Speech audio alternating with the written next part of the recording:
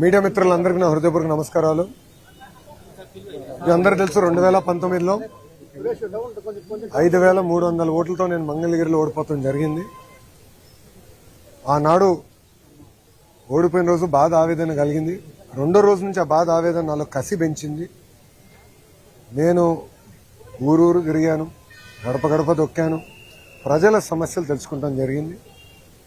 నేను ఆనాడు ప్రజలకు ఒకటే రిక్వెస్ట్ చేశాను, ఏ మెజారిటీ అయితే నేను ఓడిపోయానో దాని పక్కన ఒక 0 పెట్టి నన్ను గెలిపిస్తే కొండంత బలం నాకు వస్తుంది. అవసరమైతే అటు పక్కన పవన్ అన్నతో, ఇటు పక్కన చంద్రబాబు నాయుడు గారితో పోరాడి మంగళగిరి కావాల్సిన నిధులు నేను తీసుకురాగలుగుతానని ఆనాడు ప్రజలు చెప్తాం జరిగింది. నా కోరికని స్వీకరించి ఆంధ్ర రాష్ట్ర చరిత్రలోనే టాప్ 3 మెజారిటీ నియోజకవర్గంలో మంగళగిరి 3వ స్థానంలో నిలబడటం జరిగింది. అంటే ప్రజలు నా పైన చాలా ఆశ పెట్టుకున్నారు, పనులు చేస్తారన్న ఒక ఆశతో నన్ను గెలిపించారు. మరుసటి రోజు నుంచి, అంటే గెలిచిన మరుసటి రోజు నుంచే ప్లాన్స్ అన్ని రూపొందించు, తాగునీరు కానివ్వండి, అండర్ గ్రౌండ్ డ్రైనేజ్ కానివ్వండి, ఇప్పుడు ఏకంగా అండర్ గ్రౌండ్ పవర్ ప్రాజెక్ట్ కూడా మొత్తం మంగళగిరి నియోజకవర్గానికి ఏర్పాటు చేస్తాం జరిగింది. ఇంకో పక్కన దుగ్గిరాలకు వచ్చే గల కూడా మీరు చూస్తే మన అన్న క్యాంటీన్ కూడా ప్రారంభించాం. లైబ్రరీలన్నీ కూడా పూర్వ వైభవం తీసుకొస్తున్నాం. మంగళగిరి పట్టణానికి వచ్చి 100 పడకల ఆసుపత్రి కడుతున్నాం. అద్భుతమైన లైబ్రరీని మళ్ళీ తిరిగి ఆనాడు అన్న ఎన్టీఆర్ ఆ లైబ్రరీని స్థాపిస్తే దాన్ని వర్షన్ 2.0 చేసేందుకు నాకు అవకాశం ప్రజలు ఇచ్చారు. అదేవిధంగా 100 పడకల ఆసుపత్రులు కూడా అదే పరిస్థితి ప్రజలు నాకు అవకాశం కల్పించారు. సో మీరు ఎక్కడ చూసినా పార్కులు కానీ, లేకులు కానీ, కమ్యూనిటీ భవనాలు కానీ, చివరికి శ్మశానాల్ని కూడా అభివృద్ధి చేసే దిశగా కూటమి ప్రభుత్వం అడుగులేస్తుంది. 2 సంవత్సరాల్లో పనులు కొన్ని చేసినాం. అన్ని చేసామనే కాల్ రెగ్యులేషన్ తిరగట్లేదు, చేయాల్సిన పనులు కూడా ఇంకా ఉన్నాయి. కానీ భూగర్భ డ్రైనేజ్ అనేది చాలా కాంప్లికేటెడ్ ప్రాజెక్ట్. ఇంత చిన్న కార్పొరేషన్కి ఎక్కడ భారతదేశంలోనే ఎక్కడ రాలేదు. అది గౌరవ ఎంపీ గారు పెమ్మసాని చంద్రశేఖర్ గారు కూడా స్వయంగా కేంద్ర ప్రభుత్వంతో సంప్రదింపులు చేసి అర్బన్ ఛాలెంజ్ ఫండ్ కింద అటు విశాఖపట్నానికి 3 ప్రాజెక్ట్స్ వస్తే మంగళగిరికి 4వ ప్రాజెక్ట్ వస్తుంది. నిజంగానే మంగళగిరి ప్రజలు అదృష్టాన్ని నేను భావిస్తున్నా. కానీ మంగళగిరి నియోజకవర్గం వాసిగా ఈ ప్రాజెక్ట్ని పర్సనల్గా పర్యవేక్షణిస్తాం. నేను కూడా అధికారులు చెప్పాను, అన్ని తోక్కుంటా వెళ్ళి మళ్ళీ వర్షాకాలం వచ్చినప్పుడు ప్రజలు ఇబ్బంది పడతాం కాదు. ఎక్కడైతే తవ్వుతారో విత్తిన 7 రోజుల్లో అది మళ్ళీ 100% రిస్టోర్ చేయాలి. End to end black top వేయాలి ఆర్ వైట్ టాప్ చేయాలి. లొకేషన్ బట్టి కావాల్సిన ప్లాంటేషన్ కూడా ఒకేసారి చేస్తే ప్రజలు కూడా ఇబ్బంది పడరని నేను అధికారులు కూడా ఆదేశాలు జారీ చేశా. నా లక్ష్యం ఒకటే, అన్ని రంగాల్లో మంగళగిరి నియోజకవర్గం నంబర్ 1 ఉండాలనేది. దానికి అహర్నిశలు కష్టపడతా. ఎందుకంటే 91,000 మెజారిటీతో ప్రజలను ఆశీర్వదించి దీవించి శాసనసభకు పంపించినప్పుడు ఆ నమ్మకాన్ని నేను నిలబెట్టుకోవాల్సిన బాధ్యత నాపైనది. ఆ దిశగానే మంగళగిరి ప్రజల కోసం పనిచేస్తానని వాళ్ళకి హామీ ఇస్తూ ఒక మోడల్ రూపొందిస్తున్నాను. నా ఆలోచన, నేను అటు పక్కన రాజకీయాలు కానీ, ఇటు పక్కన ప్రభుత్వ కార్యక్రమాలు కానీ ఇది ఒక మోడల్గా నేను భావిస్తున్నా.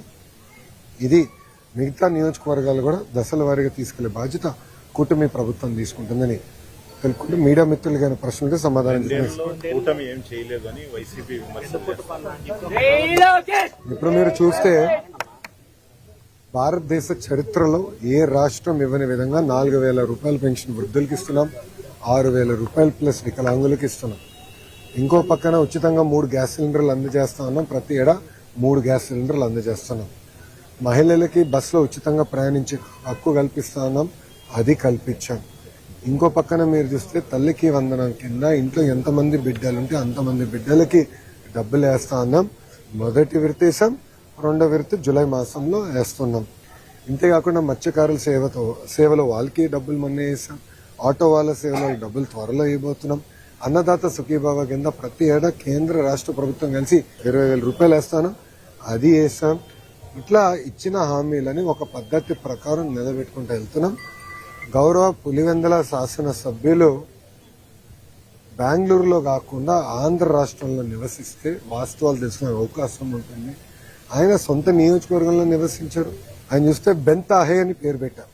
అంటే బెంగళూరులో ఉంటాడు, తాడేపల్లిలో ఒకరోజు, హైదరాబాద్లో మిగిలిన రోజు. అలా ఉంటే వాస్తవాలు ఎటు తెలుస్తుంది? రాండి, ఫీల్డ్లో తిరగండి, వాస్తవాలు తెలుసుకోండి. ఎక్కడ అరకొర తప్పులుంటే తెలియజేయండి, సరిదిద్దడానికి ప్రభుత్వం సిద్ధంగా ఉంది.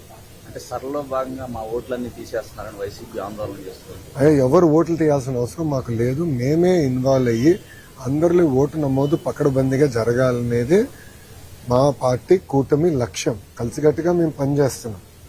ఇప్పుడు కావాలని ఆరోపణలు చేస్తున్నారు. మా దగ్గర ఉన్న డేటా అంతా పబ్లిక్లీ అవైలబుల్ డేటా.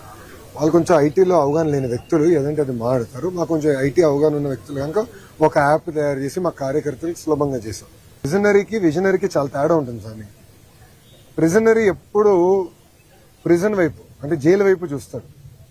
రౌడీలు ఉంటారు ఆయన చుట్టూ, మహిళల్ని తిట్టే వాళ్ళు ఉంటారు, మహిళల్ని కించపరిచే విధంగా మాట్లాడే వాళ్ళు ఉంటారు.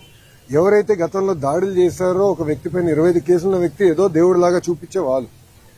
విజనరీ ఎప్పుడు ప్రజలకు ఉద్యోగాలు కల్పించాలి, ఉపాధి కల్పించాలి, ఎప్పుడు లేని విధంగా పెట్టుబడులు తీసుకురావాలి మా లక్ష్యం. ఈరోజు భారతదేశంలో 100 రూపాయలు పెట్టుబడులు వస్తే 25 రూపాయలు ఆంధ్ర రాష్ట్రంకి వస్తున్నాయి. దాని కారణం ఏంటి? బ్రాండ్ సిబిఎన్ పెద్ద ఎత్తున పెట్టుబడులు తీసుకొస్తున్నాం, ఇంకా తీసుకొస్తాం. అన్ని అయిపోయింది అనట్లా, ఇంకా చేయాలి.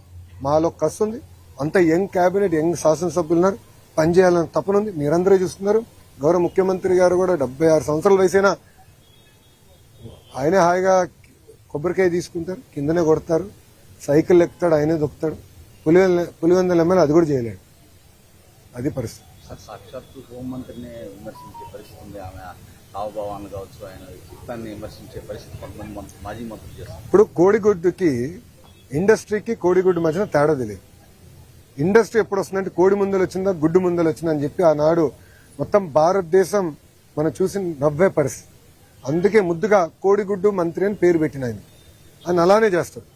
ఆయన 5 సంవత్సరాలు ఒక్క పరిశ్రమ తీసుకురాక ఉన్న పరిశ్రమలు తరిమేశాడు ఆయన. మీరు చూడండి, అదాని డేటా సెంటర్ 2019లో మేము శంకుస్థాపన చేస్తే అది రానికుండా చేశారు. ఇంకో పక్కన ఫాక్స్కాన్ తరిమేశారు, ఫ్రాంక్లిన్ టెంపుల్టన్ తరిమేశారు, అమర్ రాజా బ్యాటరీని తెలంగాణ తరిమేశారు. ఈ రోజు మేము అధికారంలోకి వచ్చిన 2 సంవత్సరాల్లోనే భారతదేశంలో 100 రూపాయలు పెట్టుబడులు వస్తే 25 రూపాయలు ఆంధ్ర రాష్ట్రాన్ని ఎత్తుక్కుంటూ వచ్చే విధంగా చేశాం. అది తట్టుకోలేక గౌరవ హోంమంత్రి గారు ఆమె వేసుకున్న బట్టల పైన అట్లా మాడటం చాలా చాలా బాధాకరం.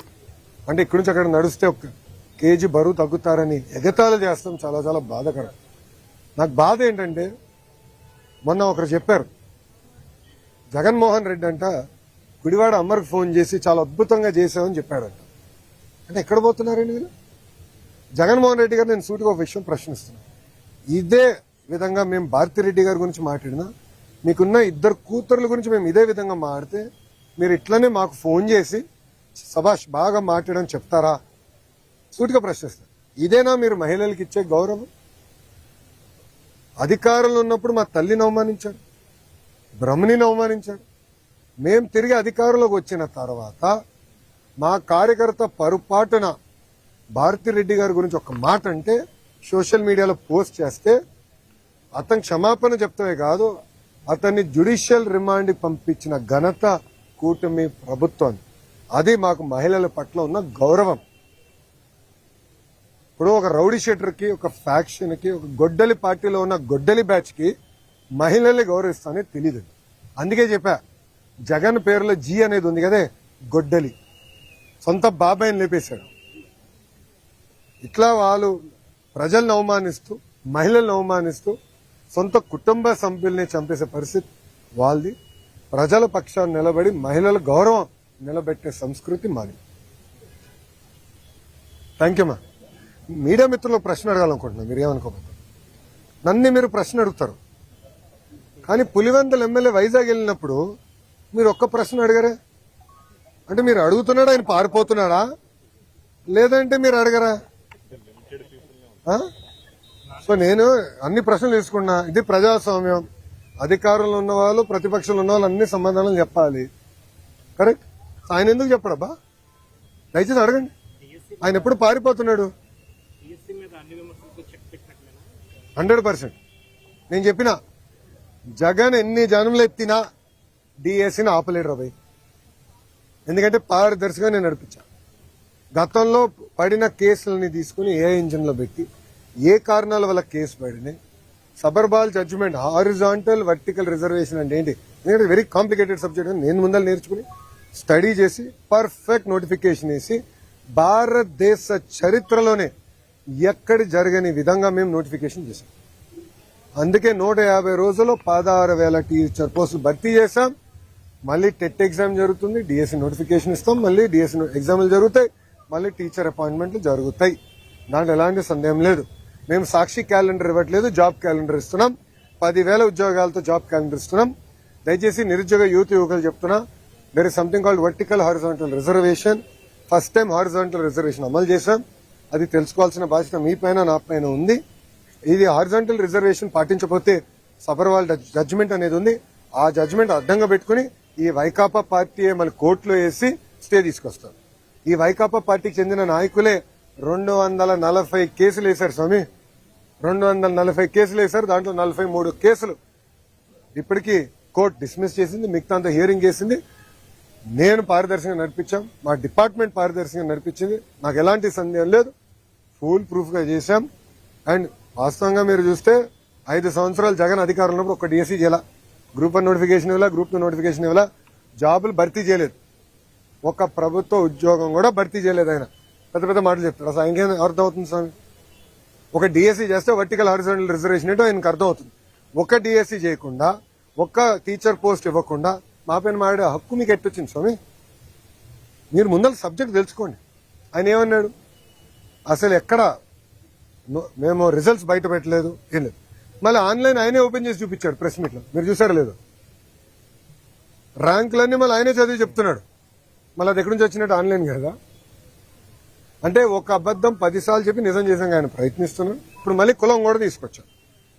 దౌర్భాగ్య స్థితి అని అంటే 2014 నుంచి 19 ఇట్లనే వాళ్ళు ఏం చెప్పారంటే ఒకే సామాజిక వర్గానికి చెందిన వాళ్ళందరినీ డిఎస్పీ చేశారు. ఆనాడు ప్రజలు నమ్మారు. వాళ్ళ అధికారంలోకి వచ్చిన తర్వాత మేము శాసనసభ సాక్షిలో ప్రశ్న అడిగాం, ఎంతమంది డిఎస్పీలు ఆ సామాజిక వర్గం చెందిన వాళ్ళని ప్రమోట్ చేశారు? తిరిగి చూస్తే 4-5% ఉంది. మళ్ళీ ఆ రోజు అబద్ధం చెప్పినట్టే కదా వాళ్ళు.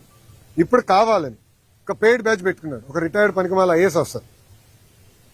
ఆయన రాష్ట్రానికి ఎలాంటి పని చేయని వ్యక్తిని తీసుకొచ్చి పెట్టి ఒకే సామాజిక వర్గానికి చెందిన వాళ్ళందరికీ స్పోర్ట్స్ కోటా కింద ఇస్తానన్నారు. ఇప్పుడు మేము బయట పెట్టి ఆ మనిషి ఎక్కడున్నాడు?